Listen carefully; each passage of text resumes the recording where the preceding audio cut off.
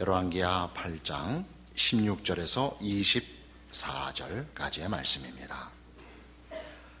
이스라엘의 왕 아합의 아들 요람 제5년에 여호사밧이 유다의 왕이 되었을 때에 유다의 왕 여호사밧의 아들 여호람이 왕이 되니라. 여호람이 왕이 될 때에 나이가 32세라. 예루살렘에서 8년 동안 통치하니라. 그가 이스라엘 왕들의 길을 가서 아합의 집과 같이 하였으니 이는 아합의 딸이 그의 아내가 되었음이라. 그가 여호와 보시기에 악을 행하였으나 여호와께서 그의 종 다윗을 위하여 유다를 멸하기를 즐겨하지 아니하셨으니 이는 그와 그의 자손에게 항상 등불을 주겠다고 말씀하셨음이었더라.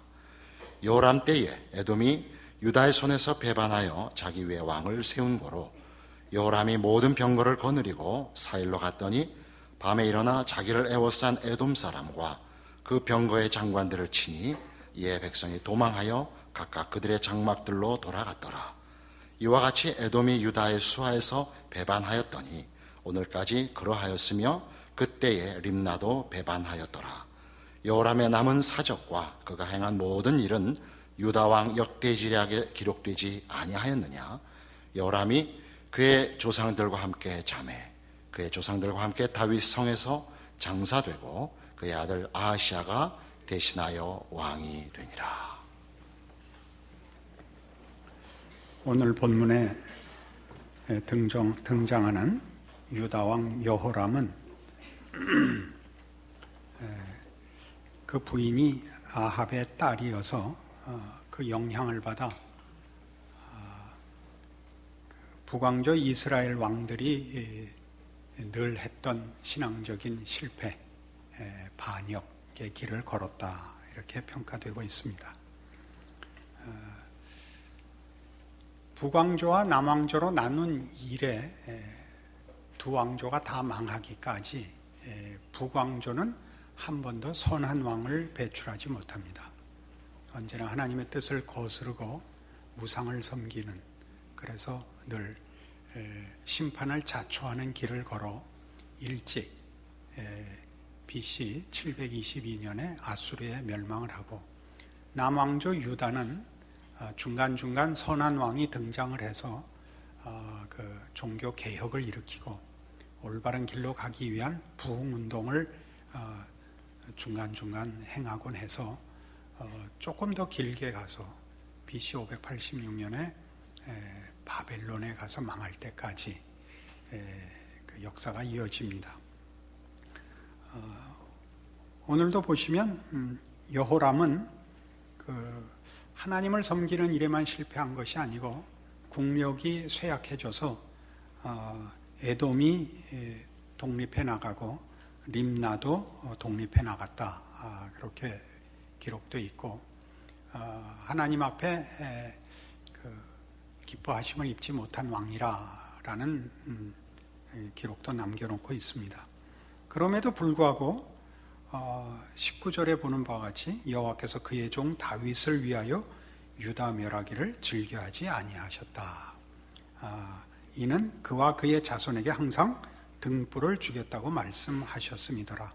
그래서 등불은 통치권을 의미합니다. 그러니까 다윗에게 허락했던 영원한 왕권, 그 약속을 근거로 해서 남왕조 유다 멸하기를 즐겨하지 아니하셨습니다. 그래서 이 열왕기의 북왕조 이스라엘과 남왕조 유다의 역사를 보면 두 왕국이 하나님께 어떻게 반응했느냐 하는 것도 중요한 기록의 목적이 되지만, 더 중요한 것은 그 운명이 북왕조나 남왕조의 그 왕국이 어떠한 태도를 취했느냐 보다 더 깊이 하나님이 남왕조에게는 은혜를 베풀었기 때문에 남왕조는 더 길게 갔다, 이것이 중요한 내용이 되지요. 그러나 결국 멸망하지 않았느냐 이렇게 얘기하실 수 있을지 모르지만, 그건 우리 나중에 열왕기 끝날 무렵에 다시 한번 확인해 보기로 하십시다. 하나님의 약속은 바벨론 포로로 인한 유다 왕조의 멸망으로 끝나지 않습니다. 그 약속은 계속 이어집니다. 우리는 예수님께서 이 땅에 오시는 신약을 여는 마태복음 1장 1절의 말씀이 아브라함과 다윗의 자손 예수 그리스도의 세계라 이렇게 시작되는 것을 알고 있습니다. 하나님께서 예수 그리스도를 보내심으로 다윗과의 언약, 아브라함과의 언약을 기어코 성취하시며 완성하신다는 사실을 알고 있습니다. 그것은 바벨론 포로에서부터도 몇백 년이 지난 후 신약 시대에 성취되었고, 말하자면 오늘날까지도 예수 안에서 하나님의 약속은 유효하며 왕성하며 결국 모든 하나님의 백성과 세계와 역사의 운명이 될 것입니다. 그런데 바로 이 문제가 하나님이 유다에 대하여 은혜의 약속을 허락하셨고 그 은혜의 약속을 지키고 계시다 하는 것이 우리에게 좀 더 분명하게 이해되어야 합니다. 어떤 식으로 분명해야 되느냐? 하나님의 백성으로 부름받은, 즉 우리가 하나님을 아버지로 믿습니다, 예수를 믿습니다라는 기독교 신앙 고백이 현실적으로 어떻게 유효하냐? 우리의 인생과 실존에 신자라는 것이 무엇을 의미하는가라는 측면에서 이 문제의 이해는 꼭 필요합니다.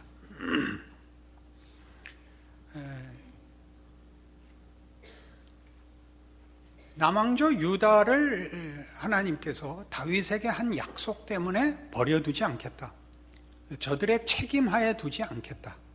멸망하도록 놓아두지 않겠다라는 것들은 로마서 9장에 가면, 신약성경 로마서 9장에 오시면 이사야의 예언을 이렇게 인용하여 확인하고 있습니다. 신약성경 252페이지입니다.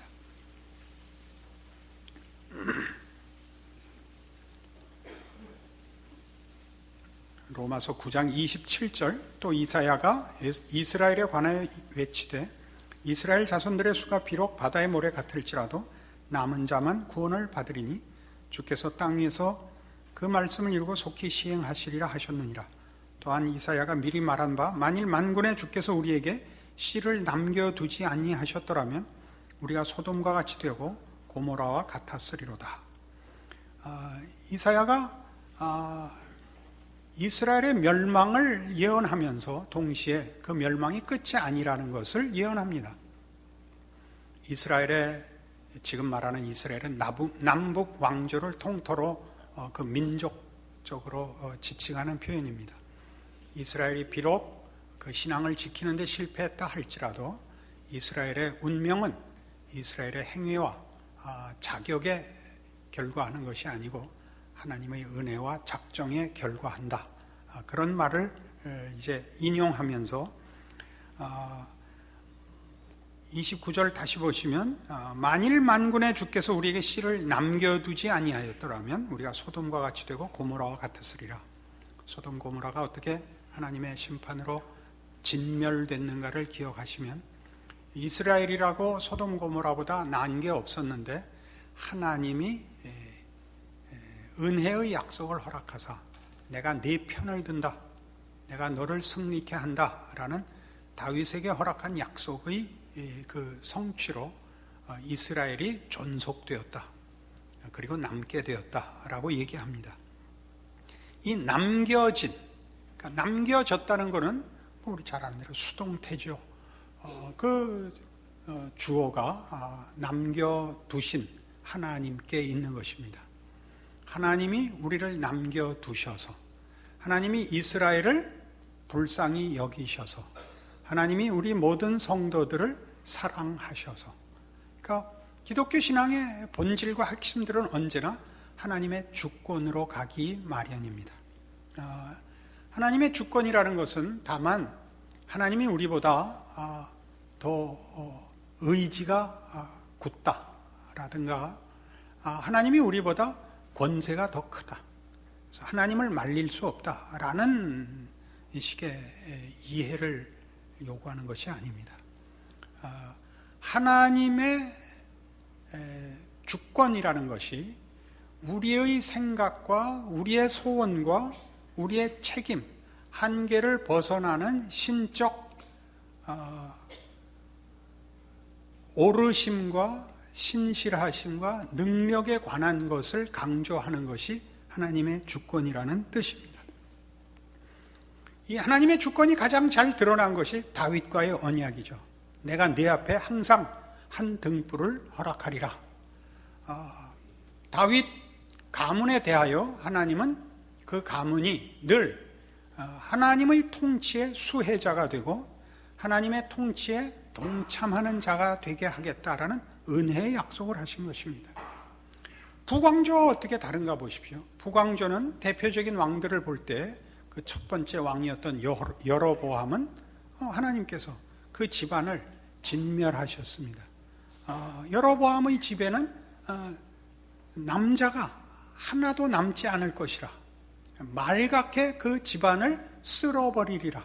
그것이 여로보암, 바하사, 아합에 이르기까지 북왕조 이스라엘의 왕조들이 당한 심판입니다. 그 왕들이 잘못하면 그 가문을 없이 하고 새로운 왕조를 세우셨습니다. 이스라엘이라는 국호는 연속되고 있지만 그 왕권들은 가문이 바뀌는 그런 역모에 의해서 혁명에 의해서 바뀌곤 했죠. 그러나 남왕조는 그렇지 않습니다.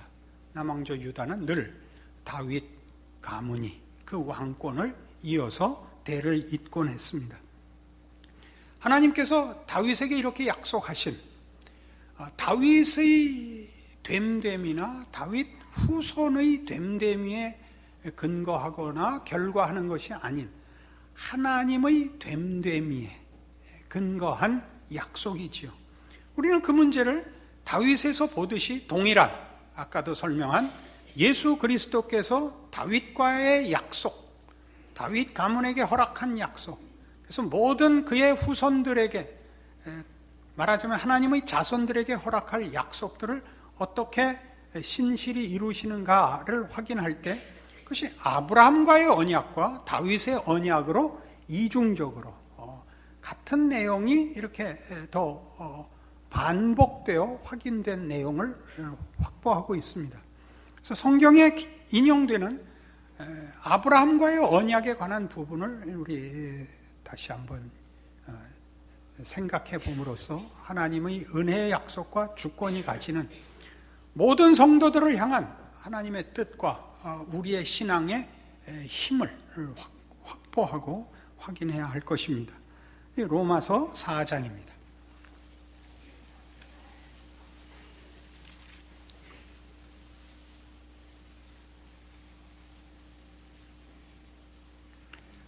로마서 4장 16절.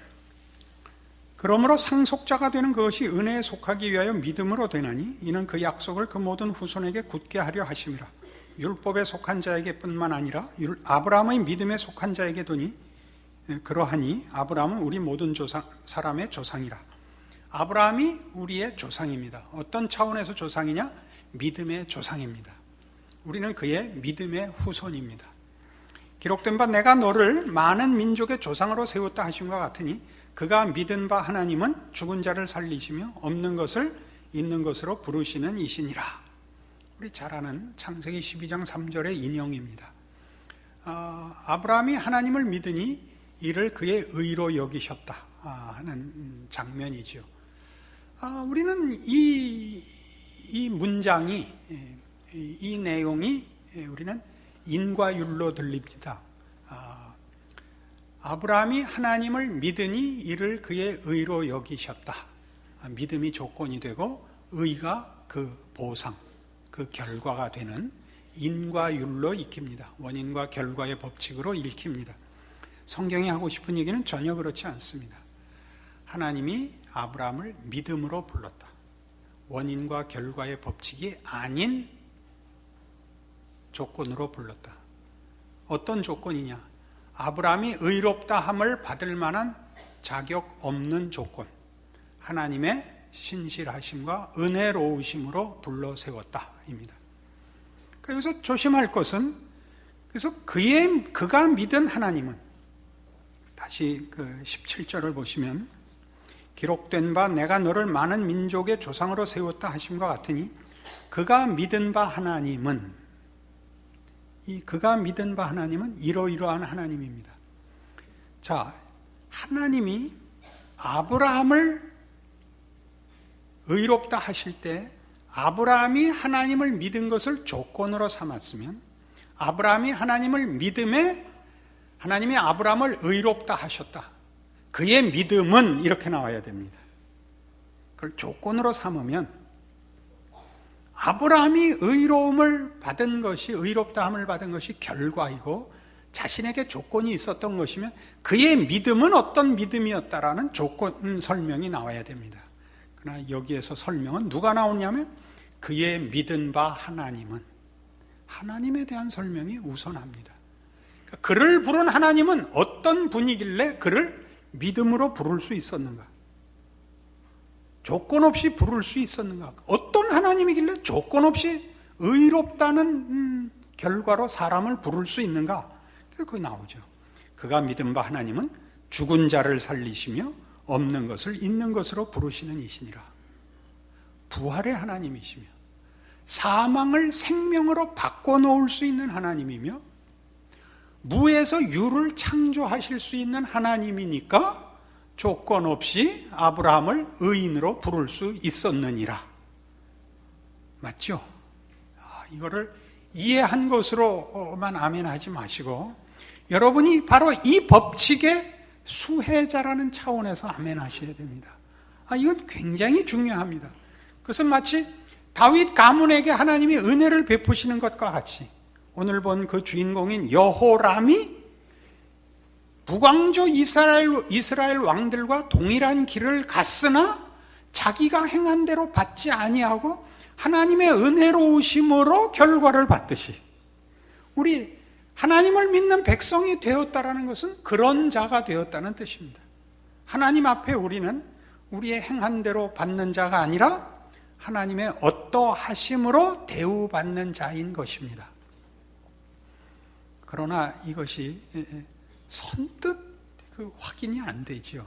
왜냐하면 우리가 못마땅한데 하나님이 나를 봐준다 한들 마음이 편치 않으실 것은 너무나 상식입니다.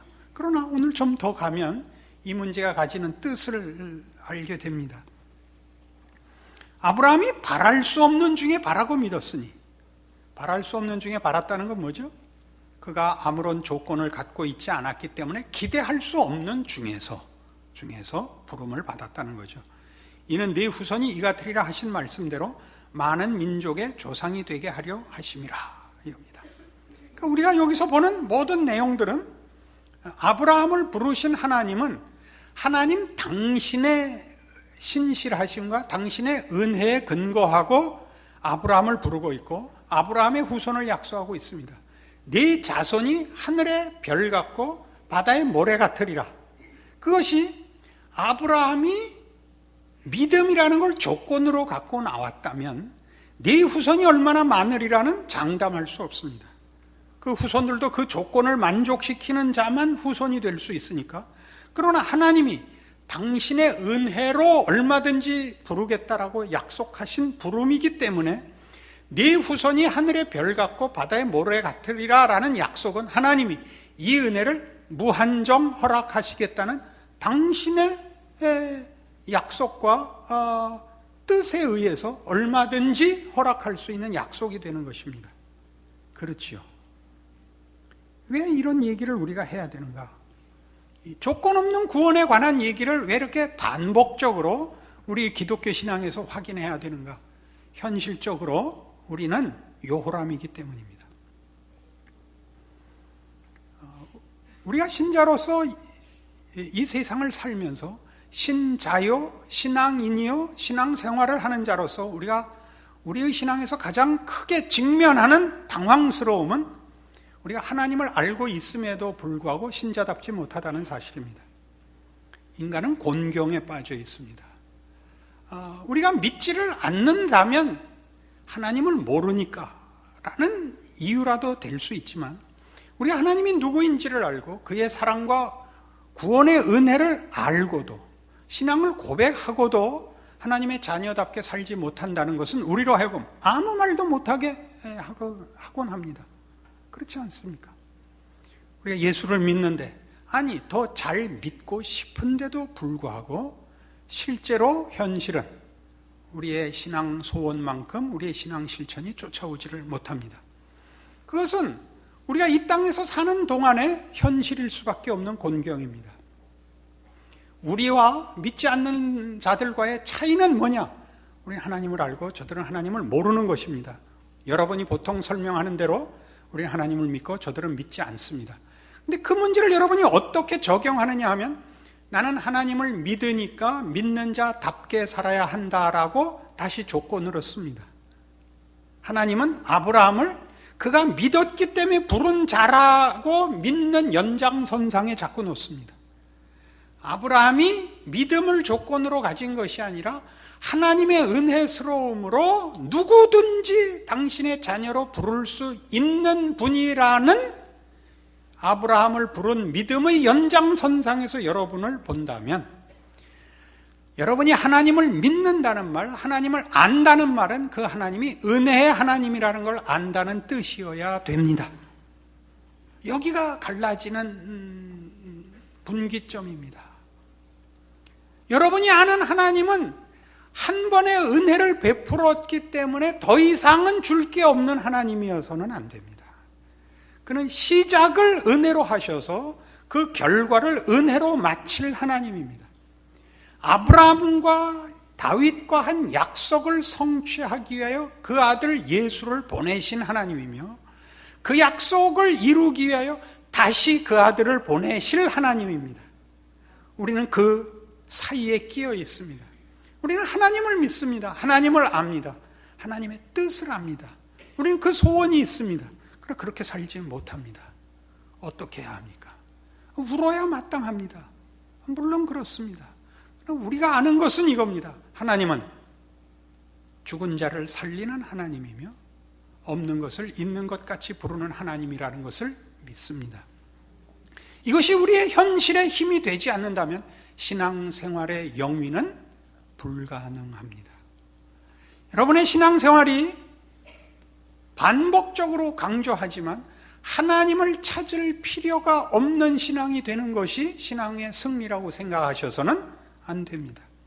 하나님 앞에 자랑하러 나갈 수준이 되는 것이라고 생각하는 것 같이 어리석은 신앙은 없습니다. 왜냐하면 우리는 피조물로서 하나님으로부터만 생명과 진리와 필요한 모든 것을 받습니다. 우리의 신앙이 가장 좋을 때는 어느 때냐? 하나님의 필요성을 가장 깊이 느끼는 때야말로 우리가 신앙이 좋은 때입니다. 언제 느끼느냐? 우리의 한계를 볼 때입니다.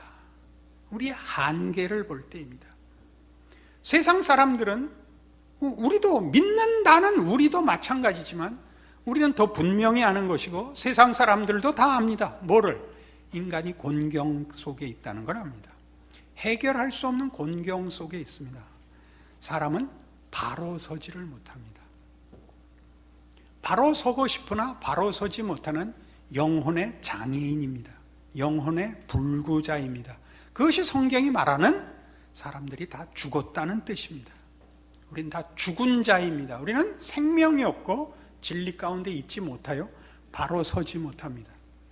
우리는 바로 서고 싶습니다. 우리는 살아난 자고 하나님을 믿고 압니다. 그러나 우리가 사는 세상이 지진이 일어나는 세상이요, 해일이 일어나는 세상입니다. 요동치는 바다 위에 서 있습니다. 빠지는 물, 든든하지 않은 기초, 그것도 요동치는 바다입니다. 우리는 흔들리는 땅 위에, 즉 지진이 일어나는 땅 위에 서 있는 것입니다. 우리는 바로 서 있을 수가 없는 환경과 조건 속에 있습니다. 현실이 어떤지를 알아야 됩니다. 우린 끊임없이 하나님 앞에 주 예수를 보내신 하나님의 은총이 저를 주 예수 안에 품어 내 발을 반석 위에 세우소서라고 구해야 합니다. 반석 위에 선다는 것은 더 이상 흔들리지 않는 세상 위에 서는 것이 아니라 흔들리는 세상 속에서 반석 대신 예수 안에 서는 것입니다. 예수 안에 섬음으로써 뭘 하느냐? 내가 흔들리지 않는 것이 아니라 예수 안에 있는 것과 세상 위에 서 있는 것과의 차이를 합니다. 예수 안에 있지만 우리는 아직도 세상 안에 있고, 세상 안에 있음으로써 당하는 흔들림이 나에겐 흔들림일 수 있으나 하나님은 흔들리지 않는다는 것을 아는 믿음 가운데 세우는 것입니다. 믿음으로 산다는 것은 하나님이 누군지를 알고 하나님을 믿는 믿음이 흔들리는 세상 속에 살지만 우리를 궁극적인 승리로 인도한다는 것을 알고 흔들림 속에 있는 것이지, 흔들리지 않는 현실 위에 섬으로써 하나님의 백성인 것이 확인되는 삶을 살게 하시지 않습니다. 여기가 어렵습니다. 여기가 어렵습니다. 자책하지 않는 신자는 없습니다. 불만이지 않은 신앙은 없습니다. 불만과 회한과 후회와 자책 속에 삽니다. 그래서 무슨 생각을 한다고? 하나님 한순간도 나를 내 손에, 내 발 위에 두지 마시고 반석 위에 나를 두소서. 내 손을 놓지 마소서. 이것이 신자의 기도입니다. 흔들림 속에 있지만 이 흔들리는 것은 결국 영원한 것이 아니며, 흔들리지 않는 예수 안에만 영원한 우리의 믿음의 터와 약속된 영원한 본향이 있다는 것을 아는 것입니다. 그 차이를 아시겠습니까? 현실이 바뀌기를 바라는 것과 현실 속에서 예수를 붙잡아 든든히 서는 것과의 차이를 아시겠습니까? 이걸 인정하십시오. 우리가 곤경 속에 있다는 것을, 예수 믿는 자라 할지라도 흔들림에서 면제될 수 없다는 것을 인정하십시오. 그 흔들림이 여러분을 하나님을 직면케 한다는 것을 감사하십시오. 여러분의 한계가 여러분을 예수를 찾고 하나님을 찾게 한다면 옳은 것입니다. 여러분의 기도와 여러분의 어떤 헌신이 하나님을 찾을 필요가 없게 만들거든 여러분은 틀린 길을 가고 있는 것입니다. 우리는 그러나 본성적으로 거듭 얘기하지만 아브라함이 하나님을 믿음의 일을 그의 의로 여기셨다가 뭘로 읽히는 사람들이라고요? 믿음이 조건으로 제시됐다라고 읽히는 본성 속에 있습니다. 기껏 읽어도 한 번 예수 그리스도 안에서 우리를 의롭다 하신 은혜로 하나님이 주실 은혜와 책임은 끝났고 이제는 내가 갚아야 할 것만 남았다라고 하나님을 믿으며 하나님을 안다고 얘기를 하고 있습니다. 그렇지 않습니다. 하나님은 그 아브라함을 부르사 그 아브라함의 후손을 바다의 모래 같고 하늘의 별같이 하실 은혜의 하나님이십니다. 은혜의 하나님이십니다. 그 아들을 보내시는 하나님이십니다. 지금도 그가 우리를 붙들어 승리케 하는 하나님입니다. 그러나 우리는 그 앞에 나가기를 거부합니다. 무엇 때문에 그래요? 인간의 곤경을 제대로 이해하지 못합니다. 그 곤경을 수긍해야 한다는 걸 모릅니다. 현실적인 곤경을 제거하는 것이 예수 그리스도를 대신하지 않게 하십시오. 여러분으로 하여금 여러분의 하루를 마친 저녁마다 하나님 오늘 하루도 주 예수 안에서 붙들어 주셔서 감사합니다. 나를 내 손에 놓아두지 않으셔서 감사합니다. 나의 미련과 나의 완악과 무지함대로 보상하시지 않고 갚지 않으셔서 감사합니다. 그 기도가 있어야 되고, 내일도 내가 의식하든 의식하지 못하든 하나님이 내 발걸음을 붙드소서, 이 기도를 하는 것이 믿음의 길이지, 나는 더 이상 하나님 앞에 나와 구할 것이 없다, 하나님이 다 이루어 주셨다, 나는 늘 마음이 평하다, 이건 아닙니다. 그 마음이 평한 사람들은 대부분 곤경을 제대로 이해하지 못하는 것입니다. 우리의 곤경은 뭐죠? 우리는 사람다운 일에 대하여 경건의 모습을 알고 있으나 경건의 능력이 부족한 자들입니다. 우리가 되고 싶은 사람이 되지 못합니다. 남에겐 요구하고 설명하는데 되지는 않습니다. 왜 안 되죠? 나 혼자 정직하고 똑바로 서 있으면 그만이 아니라니까요. 요동치는 바다 위에 서 있습니다.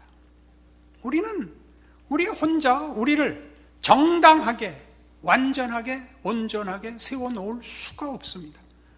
어느 순간, 어느 경우도 어느 한순간도 예수 그리스도의 도우심을 필요로 하지 않는 순간은 없습니다. 그러나 우리가 사는 세상과 심지어 신자들에게까지도 이 곤경은 늘 과소평가됩니다. 우리 이 문제를 의식적으로 회피합니다.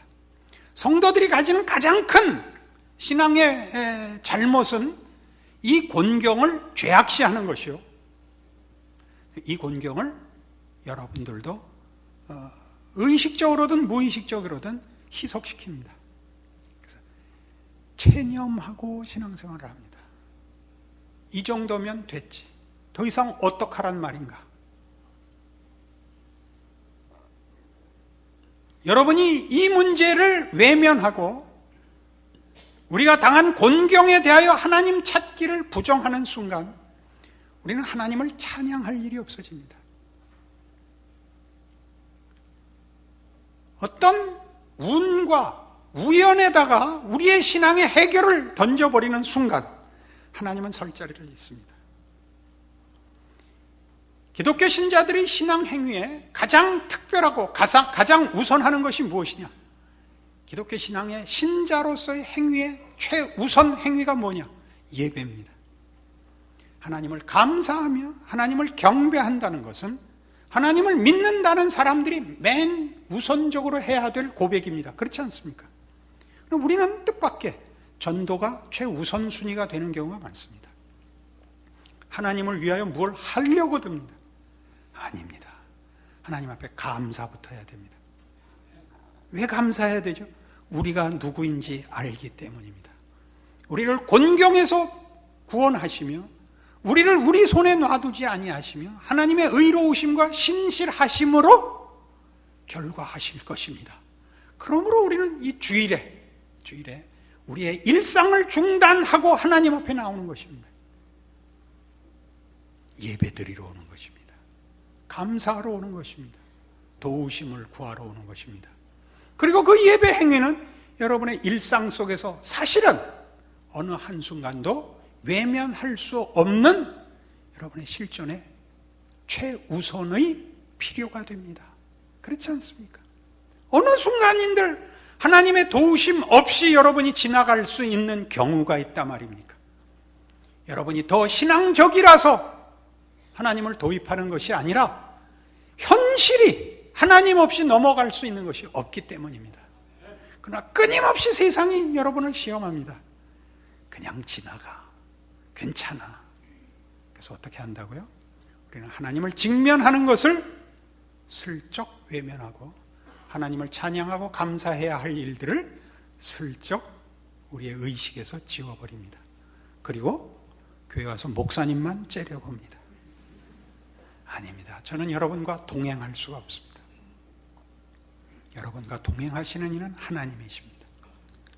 여러분이 부르시기 전에 여러분과 함께 하십니다.